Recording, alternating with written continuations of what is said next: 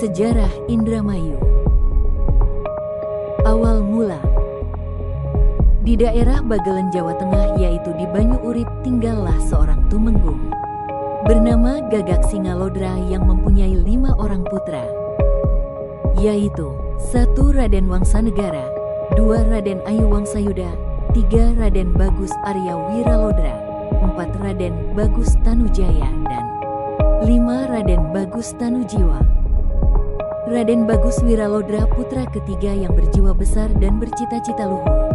Ia ingin membangun suatu negara untuk diwariskan kelak kepada anak cucunya dengan tempat tinggal yang makmur dan sejahtera rakyatnya. Raden Wiralodra menjalankan tapa brata di perbukitan Melayu di Gunung Sumbing. Setelah 3 tahun, ia mendapat wangsit yang berbunyi, Raden Arya Wiralodra, apabila engkau ingin berbahagia serta keturunanmu di kemudian hari, pergilah merantau ke arah matahari terbenam dan carilah lembah Sungai Cimanuk. Manakala engkau tiba di sana, berhentilah dan tebanglah hutan belukar secukupnya untuk mendirikan sebuah pendukuhan dan menetaplah di sana. Kelak tempat itu akan menjadi subur dan makmur dan 7 keturunanmu akan memerintah di sana. Setelah mendapatkan wangsit, Raden Arya Wiralodra kembali ke Banyu Urip dan menyampaikan wangsit kepada ayahandanya, Raden Gagak Singalodra. Raden Gagak Singalodra berkata, Hai anakku Wiralodra, betapapun berat hati ayah melepaskanmu untuk mencari Sungai Cimanuk. Ayah menghargai cita-citamu yang begitu mulia. Berhati-hatilah hidup di rantau orang, bawalah tinggil untuk menyertai perjalananmu. Perjalanan. Diceritakan bahwa perjalanan Raden Wiralodra dan Ki Tinggil memakan waktu 3 tahun. Ia pun terus berjalan menuju arah matahari tenggelam. Akhirnya suatu senja, sampai di sebuah sungai yang amat besar. Betapa sukaria hatinya karena disangka sungai itu adalah Sungai Cimanuk yang sedang dicarinya. Berkata Raden Wiralodra pada Ki Tinggil, Rupanya inilah Sungai Cimanuk yang sedang kita cari. Ki Tinggil menjawab, Hamba pikir lebih baik ambil istirahat sampai besok pagi. Pada keesokan paginya ada seorang kakek yang memperhatikan Raden Wiralodra dan Ki Tinggil yang tertidur lelap. Kakek itu mendekati lalu berkata, Hai Kisanak, siapakah kalian berdua? Kenapa tidur di situ? Ki Tinggil dan Raden Wiralodra terkejut melihat kakek yang tiba-tiba ada di hadapannya. Lalu Raden Wiralodra menjawab, Kek, kami tertidur dan perlu kakek ketahui bahwa saya Raden Wiralodra dan Ki Tinggil. Kami dari Banyu Urip. Lalu Raden Wiralodra menceritakan perjalanannya hingga tiba di pinggir sungai besar. Kemudian Raden Wiralodra bertanya sambil menatap wajah kakek tersebut, Kek, apakah ini Sungai Cimanuk yang selama ini saya cari? Kakek menjawab, Kasihan cucu-cucuku, sungai yang kalian cari sudah jauh terlewat. Perlu cucu ketahui, sungai besar ini adalah Sungai Citarum. Belum hilang rasa penasaran tentang sungai tersebut, kakek yang tadi di hadapan Raden Wiralodra menghilang dan Raden Wiralodra menyesal belum sempat menanyakan siapa kakek itu. Kemudian terdengar suara tanpa wujud berkata, Hai cucuku, kembalilah ke arah matahari terbit, sebab sungai yang engkau cari berada di sana. Maka Raden Wiralodra dan Ki Tinggil melanjutkan perjalanan ke arah matahari terbit berjalan menuju ke timur. Setelah lama berjalan menelusuri hutan, Raden Wiralodra menemukan sebuah sungai. Namun beliau mendapat petunjuk Kiai Malih Warna yang tak lain adalah Mbah Buyut Sidum yang selalu menyertai perjalanan Raden Wiralodra tanpa sepengetahuannya, bahwa sungai di depannya adalah bukan Sungai Cimanuk, melainkan Sungai Cipunegara. Menurut petunjuk, mereka harus menyeberangi sungai itu dan kembali ke arah timur. Kelak apabila menemukan kijang berbulu emas dan bermata intan, maka kijang itu harus dikejar. Raden Wiralodra pun melanjutkan perjalanan ke arah timur dengan berpedoman pada matahari terbit. Setelah melewati berbagai rintangan dan godaan, di tengah hutan yang mereka lewati, Raden Wiralodra melihat kijang berbulu emas dan bermata bagai intan. Maka dikejarlah kijang itu. Tetapi kijang itu menghilang di tepi sungai yang sangat deras. Ternyata sungai itu adalah Sungai Cimanuk.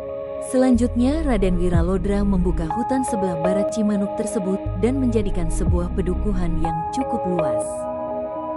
Pada suatu hari saat Raden Wiralodra pulang ke Bagelen untuk melaporkan keberhasilannya membangun sebuah pedukuhan kepada ayahandanya, datanglah seorang wanita cantik bernama Nyi Endang Dharma ke padukuhan tersebut. Ia turut serta membangun padukuhan itu. Akan tetapi terjadi perselisihan paham dengan datangnya Pangeran Guru beserta 24 orang muridnya. Perang tanding pun tak terelakkan, berakhir dengan tewasnya Pangeran Guru beserta 24 orang muridnya. Kelak makam mereka disebut Makam Selawe. Melihat kejadian itu, Ki Tinggil melaporkan kepada Raden Wiralodra di Bagelen. Raden Wiralodra pun kembali ke Dharma. Raden Wiralodra tertarik hatinya dan ingin menguji kesaktian Nyi Endang Dharma. Keduanya pun mengadu kesaktian. Merasa terdesak, Nyi Endang Dharma mundur dan berkata, "Raden, dengan ini izinkan hamba meninggalkan Tuan. Hanya pesan hamba harap diterima, nama hamba jangan dilupakan. Karena dukuh Cimanuk ini kita bangun bersama-sama. Raden yang membabat hamba yang mengisi." Dan sejak itu Nyai Endang Dharma tidak menampakkan diri lagi. Negara Dharma Ayu. Pada suatu hari yang baik, yaitu hari Jumat Kliwon, 1 Sura 1577 tahun Saka, bertepatan dengan 1 Muharram 934 Hijriah, atau tanggal 7 Oktober tahun 1527. Dukuh Cimanuk diresmikan menjadi sebuah negara Dharma Ayu dengan bupatinya adalah Raden Bagus Wiralodra bergelar Arya Wiralodra, Wiralodra I. Arya Wiralodra meramalkan kejayaan negara Dharma Ayu dengan membuat sebuah manuskrip yang berbunyi, "Nanging benjang Allah nyukani karahmatan Kang Linuwi, Dharma Ayu mulih harja tan ana sawiji-wiji, pertelen, yen wonten taksaka nyaprang kali Cimanuk, sumur kejayaan deres milih. Delupak murup tanpa patra, sedayapan mukti malih. Somahan pelayan prajurit rowang kalian priyagung. Samya tentrem atia, sedaya harja tumulih, ing sakehing negara raharja." Dalam bahasa Indonesia diterjemahkan sebagai berikut, "Akan tetapi Allah melimpahkan rahmatnya yang melimpah, Dharma Ayu kembali makmur, tak ada suatu hambatan. Tandanya jika ada ular menyeberangi sungai Cimanuk, sumur kejayaan mengalir deras, lampu menyala tanpa minyak. Semuanya hidup makmur, bekerja sama dengan tentara membantu penguasa. Semuanya hidup dengan aman dan tentram, gemah ripah loh jinawi, seluruh negara hidup makmur." Ramalan tersebut menjadi kenyataan. Di Indramayu terdapat sumur minyak, gas dan kilang. Pemimpin, TNI, Polri bersatu bersama rakyat membangun Indramayu. Wilayah Kabupaten Indramayu.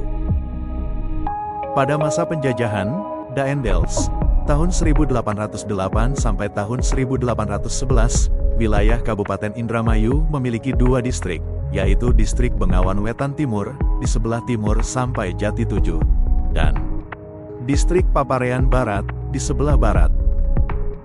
Sedangkan pada masa pemerintahan Raffles, tahun 1811 sampai tahun 1816, wilayah Kabupaten Indramayu berubah yaitu wilayah Cirebon yang memiliki 13 divisi.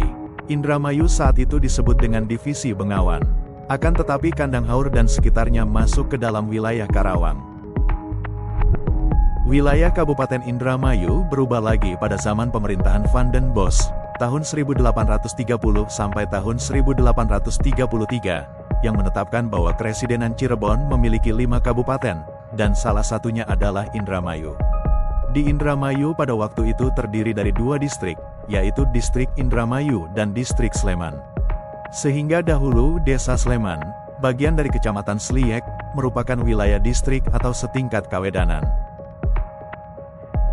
Pada tahun 1870 Kabupaten Indramayu dibagi menjadi 3 distrik, yaitu Distrik Indramayu yang terdiri dari 29 desa, Distrik Sleman terdiri dari 20 desa dan Distrik Karangampel dengan 31 desa. Hingga tahun 1926, Kabupaten Indramayu memiliki 7 distrik yaitu 1. Distrik Indramayu, terdiri dari Indramayu, Balongan, dan Telukagung. 2. Distrik Sindang, terdiri dari Sindang dan Pamayahan. 3. Distrik Karangampel, terdiri dari Karangampel dan Juntinyuat. 4. Distrik Krangkeng, terdiri dari Krangkeng. 5. Distrik Jatibarang, terdiri dari Jatibarang, Sliek, Bango II, dan Kertasemaya. 6. Distrik Losarang, terdiri dari Losarang, Lelea, dan Cikedung.